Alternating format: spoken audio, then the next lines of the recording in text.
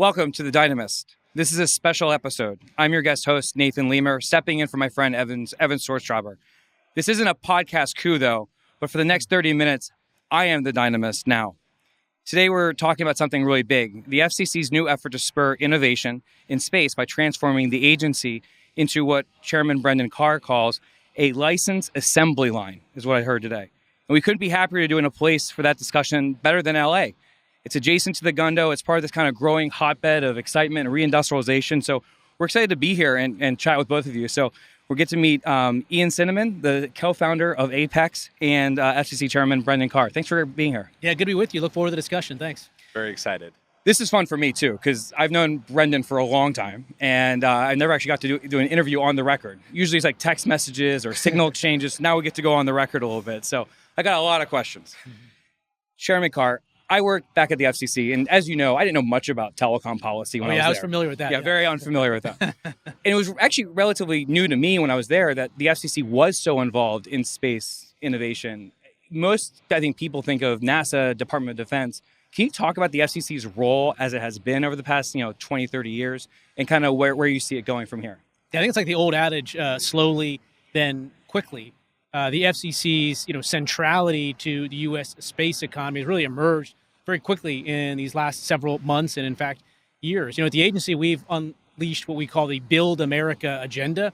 And one of the core components of that is boosting the U.S. space economy. Being back here in L.A., whether it's Segundo or Hawthorne or here, it's really interesting to see the revitalization that's happening on the manufacturing side in the U.S. space economy. In fact, I was here physically at this exact same warehouse just 18 months ago, and there was nothing here. It was dark, it was dank, it was dusty, and now we're here with Ian and his team, and they've stood up from scratch in 18 months an entire satellite assembly line. And to me, it's a reminder of how quickly things are changing in the space economy. It wasn't that long ago that you had, single large satellites that were going up into what we call geo orbit, and now you've got thousands of smaller satellites that are going up on a much more rapid clip. So as the industry has changed, so too must the federal government. And so one of the big things that we're driving at the agency is to fundamentally change how we are going about processing satellite and Earth station applications. We're trying to do this basically, which is go from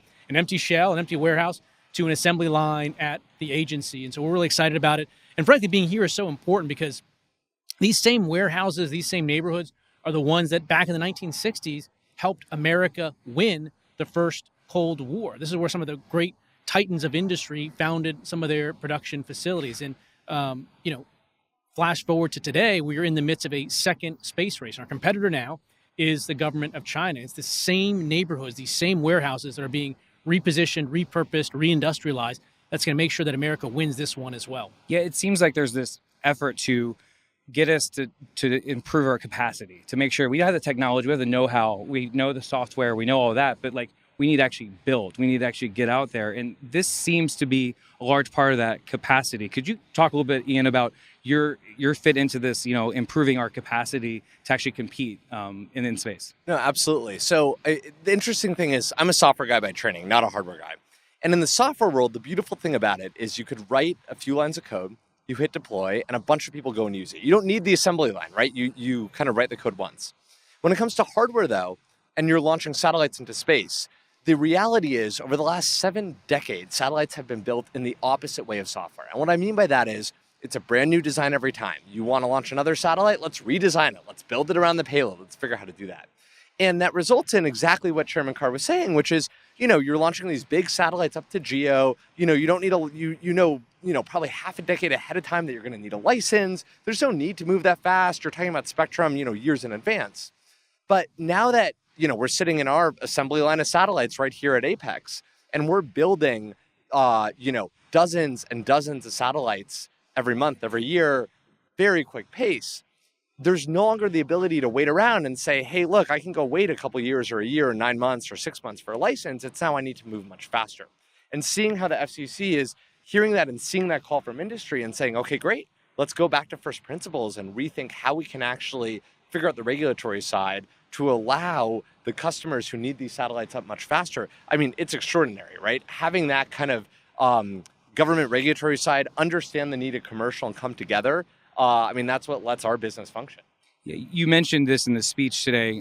Brendan Carr gave a speech here at Apex just about 45 minutes ago. But I kind of want to give you guys a little bit of what happened since you weren't here.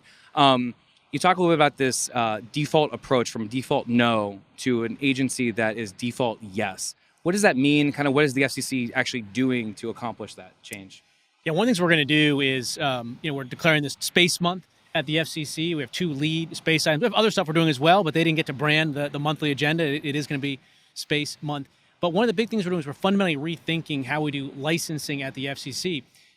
One thing we have to do is simplicity and speed. And so when I took over as chair, we had tons and tons of satellite and Earth station applications that were backlogged at the FCC. We've already cut that backlog in half. One way we do that is to get rid of even needing to get permission from the government. So we have a proposal in place right now where we can cut in half the number of applications that even have to go through this type of FCC review. And again, it's this assembly line mindset. The FCC over the years has done a great job. In fact, it was a couple of years ago that we stood up the Space Bureau in the first place. But oftentimes when you stand up something new, it can end up operating more like flypaper than operating with the rocket fuel that we need. And so now that we have the Space Bureau stood up, which was great work from prior FCCs, we need to make sure that the default there is to get to yes. We need to simplify all the processes. And again, just like you transitioned this entire building in 18 months, we got to transition the FCC. Maybe it'll be a little faster. I don't know. But we got to keep pace with industry. And that's why that default to yes approach is going to be so important. I'm excited to be here at Apex, but Apex is just part of this larger kind of like hotbed that we're seeing here. It has an energy that you see in like Silicon Valley 20, 30 years ago, right? But what's fun for me is I read all these articles from Vanity Fair to the information about this culture of the Gundo, right? This like vibe of all these companies here trying to build capacity. It also seems to me, and I got this impression from all the people who showed up at your event from all these different companies, they're all based here, that there's a bit of competition, but also collaboration. Like you guys are all kind of like, you all seem to be having the same mindset of like, we're here to win a race. This isn't just about, selling widgets or pleasing shareholders. This is about like an existential fight that you think is really important. Could you go into that a little bit? I mean, that is one of the things that I think makes this industry so special. And it's that every single of our 200 plus employees here, every one of our customers, every partner, every regulator, everyone in the government we talk to, they're mission driven, right? Everybody's excited about this, not because, oh, I want to throw that satellite into space. Like, don't get me wrong. Hell yes, I want to throw a lot of satellites into space. It's very cool. But the reality is, what is that enabling, right? Why do we need to collect this data? Why do we need to image the Earth? Why do we need to offer this kind of SATCOM or this kind of communication? Why do we need these kind of sensors up there? It's really to support our everyday life on Earth, which frankly, like it or not, massively depends on space. And when you get a group of really smart people together, all in, I would like to say one room, but in this case, one city, right? Los Angeles and everything within it, like the Gundo and all the neighborhoods around that. And you bring all those people together. Yes, we have different companies that are working on different things. And at times the Venn diagram overlaps a little and there's a little competition or there's a war for talent or whatever it may be. But the thing that I love about this industry is I could go look any of the other executives, any other CEO square in the eye, and we can all look and we respect each other. We know that there is a necessity for us as a group to all win, to allow America, the West, and our allies to win as well. Yeah. The other point that we talked a lot about is, the geopolitical stakes. When we had that first space race, we all understood what the main adversary was. And now in the space race 2.0, America has an adversary as well, and it's the government of China. If you step back and think about a world in which we allow China alone to dominate in orbit, that is a less safe and, in my view, less prosperous world. Think about right now what China is doing with their Belt and Road Initiative, and we saw this at the FCC with Huawei and ZTE. So all through Africa, all through South America, they've embedded what I view as this spy gear in networks. Now, imagine when China is able to launch thousands of LEO satellites to compete with whether it's SpaceX or others, and they can then provide global internet service from orbit, and they get to control the content filters, they get to control the access to information of billions of Americans. So you pair satellite dominance, which is what China wants, with Belt and Road on the ground, and then there's some very serious geopolitical challenges. So I think it's incumbent on us in government to have the backs of companies like Apex and others all throughout LA, all throughout the Gundo, that are doing the patriotic thing. I'm sure it's a good thing for business as well, but they're doing the patriotic thing, that making sure the United States wins this space race 2.0? Because the stakes right now are quite high. It doesn't seem to be just one company. Like we think of NASA with the space race against Russia. You think of a couple companies that were part of that conversation. This seems to be a whole new ecosystem that you're talking about. It can't be just one company. It can't just be one that we're familiar with. It has to be an entire ecosystem that's enabling that. And so, how do you improve that capacity to allow them participate? When you think about China, Chairman, it doesn't seem like it's just the FCC though. You have, in many ways, a lot of collaborators and competition in the government to think about how we're all rowing in the same direction. What's been the conversation like over the past couple months over think about how we all can be on the same page to compete against China? Are other agencies doing similar measures? Are there conversations, interagency processes? What's Congress's role? How are you seeing that conversation go? The FCC plays a key role on some of these national security issues, and it goes all the way back to the first Trump administration. The FCC was probably the first agency to take any action, for instance, on Huawei and ZTE gear. When I became chairman, one of the first things we did was stand up a council on national security within the FCC to revitalize our efforts there. And we're working with partners all across government. We want to make sure that U.S. businesses ultimately are the ones that are going to dominate in space. And to your point, it's much different than the first space race. You're not betting on a single prime government contract. We need dozens and hundreds of different companies to succeed. So it's a very different dynamic right now. Because also you have ITU and the WRC, these international components. You're trying to write the standards that the U.S. leads the way, but also at the same time you want customers to be buying American products as opposed to other ones that would maybe a Huawei version of LEOs. Actually, can I ask this? Do you know, is there a Chinese version of an American LEO satellite? Is that something we should be on the lookout for?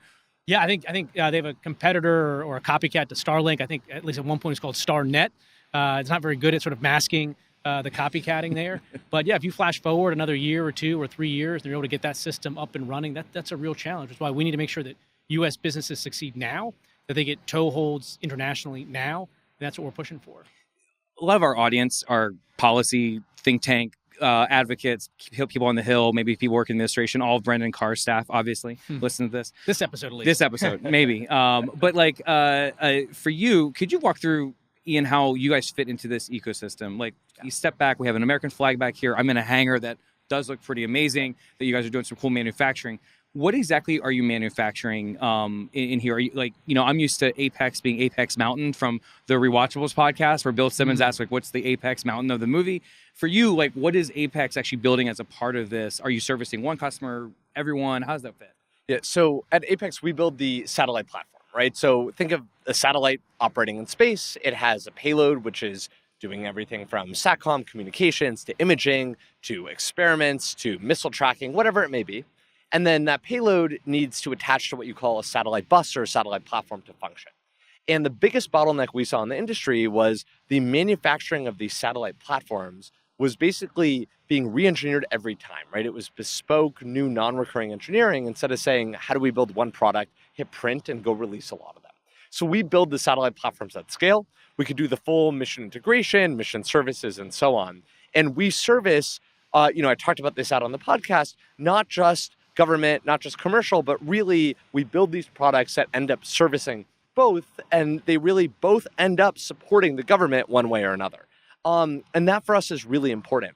When I talk about the prior comments you were making around the Chinese government and what they're doing, I think we'd be remiss if we didn't point out that, frankly, these Chinese companies who are trying to compete with everything from Starlink to SpaceX launch vehicles to everything in between, they have an unfair advantage. And their unfair advantage is the government and company are one. And when they think about how do I move faster, how do I get the building that I need, how do I get the regulatory red tape lifted, they don't have to worry about that because they are one. In the US, we have the advantage of capitalism and having all of these companies pop up and say, we're all in this together for a mission, but we want to go the fastest, we want to move the best, we want to have the best delivered product there is out there.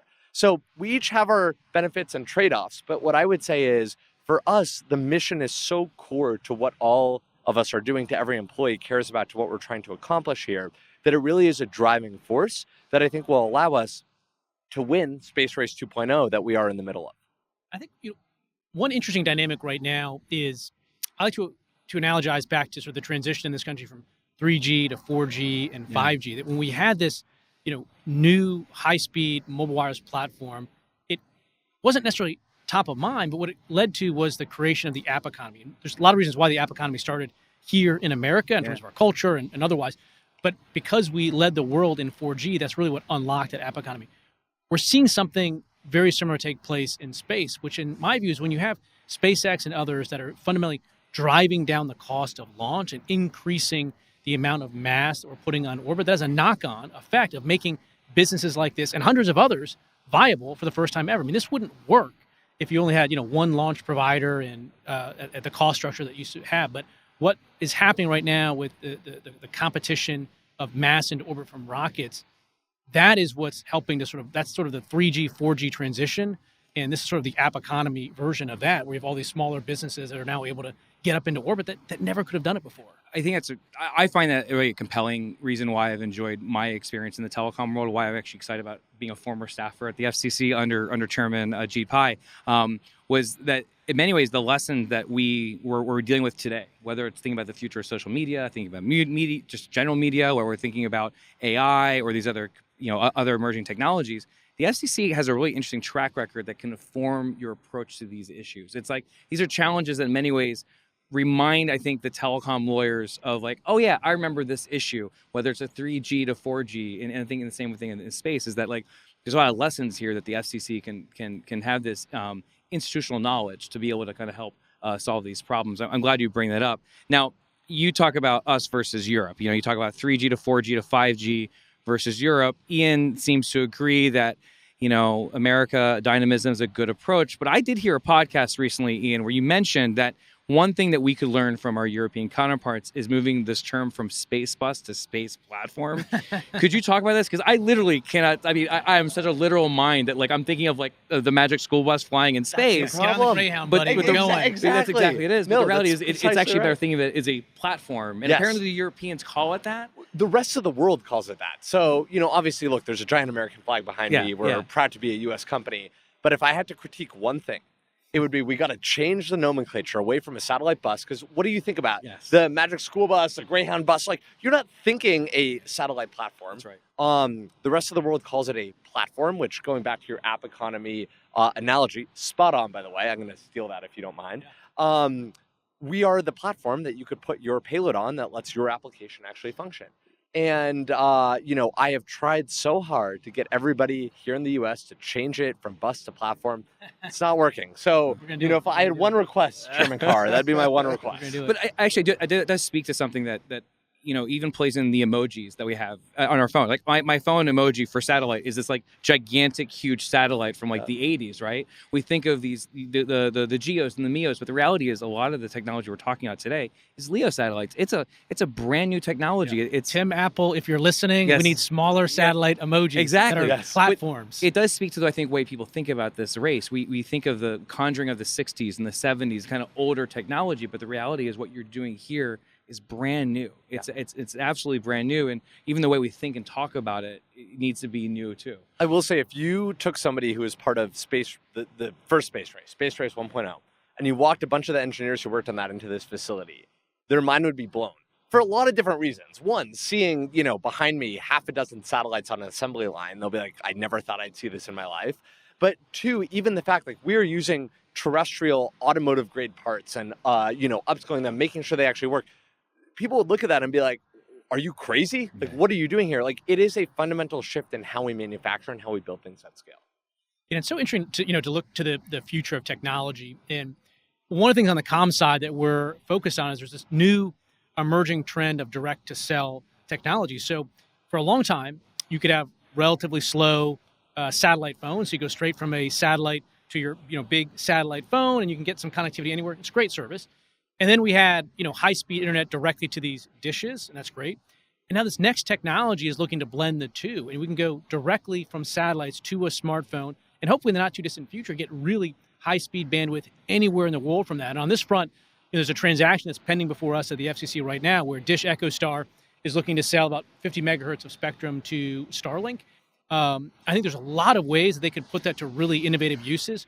One potential is to really supercharge that direct-to-cell technology so the United States could lead the world in that emerging trend. Now, look, trends go in all sorts of unpredictable directions. So maybe direct to cell is different than what we think it's going to be. But at least right now, we're making sure that there is the potential for the U.S. to lead the world as this new technology emerges. It's true. I mean, I go camping up in northern Michigan, and whenever you go camping up there, every RV has has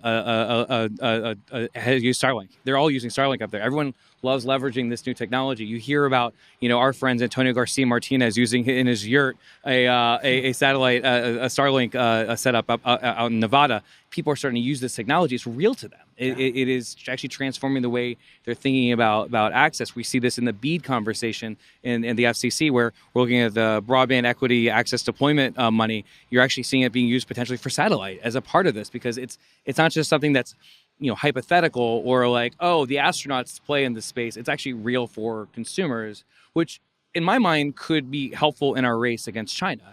More consumers realize this is technology that can transform their lives for potential technology, for potential telemedicine or what other services and economic opportunity, they can then leverage it for themselves. I mean, if you think about even just the productivity gains alone that come from that, I have Starlink at my house. It works great. But about 3 weeks ago, I took a flight from LAX right here up to SFO. And I was on a United plane, and I was, downloaded a bunch of stuff before because the internet never works. Right. And that plane had Starlink. And it was the most mind-blowing experience for me because it was a 45-minute flight, so it was a quick hopper. But for those 45 minutes, I felt like I was at my desk at work. I had broadband speeds. It was phenomenal. And getting off the plane, I had this weird mind trip where I'm like, wait, I'm on an airplane? I was so dialed in, doing work on the internet, with normal data rates. Just circle a little bit longer. I'm getting some good stuff done. I was like, guys, I don't want to get off yet. I didn't finish this email. It was great. But it can't. Again, you're also envisioning a company that's not a future for satellites. It's not just one company or other. You're thinking about a whole explosion of companies in competition in the U.S. And I guess the FCC has a big part in saying whether that can happen or not. Yeah, we got to go much, much faster. That's what we're doing. We got to open up a lot more spectrum. We're looking at up to 20,000 megahertz of spectrum to make available, and we're revisiting old balances, meaning there were trade-offs we made to benefit, GEOs versus LEOs. Maybe that's not the right balance anymore. There was trade-offs we made between 5G and allocating more Earth stations here for satellite services that maybe isn't the right bet. I mean, look, you got to be humble as a regulator. It's difficult. Trust me. You're always sort of easy in the abstract to say we don't know, and then you feel like you do know. But you have to step back and revisit past assumptions, and now is a good time for this. But look, we're really excited about what we're seeing here, what we're seeing in the Segundo, the reindustrialization, the revitalization, the ability to tackle hard challenges. So it's not just about software and the app economy, as good as that is, but we need to lead the world in building things. And that's why, again, seeing what's happened right here where we are, 18 months ago, nothing but, dust on the ground. And to see this type of facility, it gives me hope for where we need to go as a country. I want to jump on that further. This is the second speech I'm aware that you have used the banner "Build America." Yeah. This seemed to be part of a larger agenda for you. Chairman, the last time you talked was about permitting reform, specifically to enable the men and women who are building our infrastructure to actually build the wireless infrastructure they need to do much faster, much more efficiently. How does this fit into that larger concept? Are there other industries that you think are ripe for innovation as well that are within your purview? Yeah, we're doing a lot of real blocking and tackling work at the agency that most people don't know. I mean, if you look at the press coverage at the FCC, you think all we are is a media regulator, but that's because the media likes to talk about the media. But we do a tremendous amount of other things as well. Permitting reform is a big one. For instance, we've had these rules on the books for years that made people invest in and maintain old copper line networks, even when they want to take their capital and build out new high-speed lines. We're revamping that process. We're making more spectrum available, not just on satellite, but mobile wireless as well. And we're engaged in permitting reform, including looking at city and state regulations that have the effect of holding back new internet infrastructure build. So there's a lot of work going on inside the building right now. They may not read about. It's really not front page material, but it's the stuff that I think 10, 20 years from now, when you look back, it's laying the groundwork for people like Ian and others to actually do the innovating. What's exciting for me is you did the last speech in Sioux Falls. Now, Sioux Falls is the real SF, according to Brendan, but that's not California. That's not the metropolis of LA. You're here in LA. But in the Segundo area. In the Segundo area. That's right. But I guess my point is, the promise of this next generation connectivity isn't just for one region. It's not just for one type of community. It is about upward mobility for all boats, correct? Yeah, look, and we launched the very first policy speech that I gave, the Build America speech.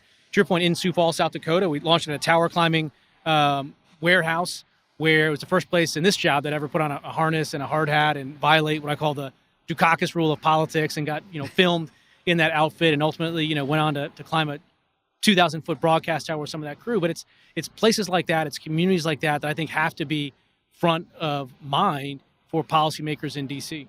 Yeah. I have to say, what's been funny is I also work with the tower climbers who many of them benefited from the permitting reform. And because of your inspiration, we hosted a tower climb day last week. I had 20 hill staffers climbing a tower to learn what it's like, because they've seen your videos and they wanted to know, what is it like to build these towers, to climb these towers. And it gives them a better, I think, appreciation for the hard work they're going through and stuff like that. So I think my hope now is maybe in like 6 months or so, we'll have 20 hill staffers try to build a space platform. Yeah, well, look, open invite. I turned a wrench in here, and I'm not sure if that satellite's going to make it after I got my hands on it. But if one comes down, I'm sure they're going to blame me for that one. But I think that's we know who to call for any regulatory issues with that one. But we're all good. That is part of the job at the FCC that I think is an important job, is to showcase these industries to make it more accessible for the people who are going to make those decisions in the future. And so I do hope that we have some more opportunities to share with Apex a space on this stuff. Absolutely. So I hope today is not your Apex Mountain. It's a cool, you have a ribbon cutting. It's really neat. I love that you guys had the explosions with all the confetti. Every employee got to cut a part of the ribbon, which is amazing. Still out there going. That's awesome. That's great. So but today's not Apex. This is not the Apex for you guys. Base camp. We're just getting started. So what's next for you guys? Yeah. So for us, it's just continuing to scale production, delivering for our customers. I will say, the one thing about this industry, I love the space industry, but it is notorious for missing deadlines, for poor quality, and for cost overruns. And what I tell my team is, honestly, what we have to do in front of us is very clear and should be easy. We're going to charge what we say it's going to cost. We're going to deliver it when we say we're going to deliver it. And the damn thing's going to work when it's actually in orbit. And if we could do those three things, the industry will change. And then we scale that up. That's awesome. That's great. Well, I appreciate both of you guys' time here. I have absolutely no idea how Evan Swartztraber actually signs off this podcast, because I never get to the end. Anyway, but I will say, on behalf of the Dynamis crew at FAI, it's been a pleasure interviewing you guys, and thank you for opening up your space for us to check it out. And great speech today. Yeah, I think he finishes it with keep the faith, hold the line. I think yes, is that how he does? Keep the faith, hold the line. Or one podcast I listen to does that. Okay, yeah. So anyway, on behalf of the Dynamis team, you're lucky. Next week, Evan's back. So with that, thanks again.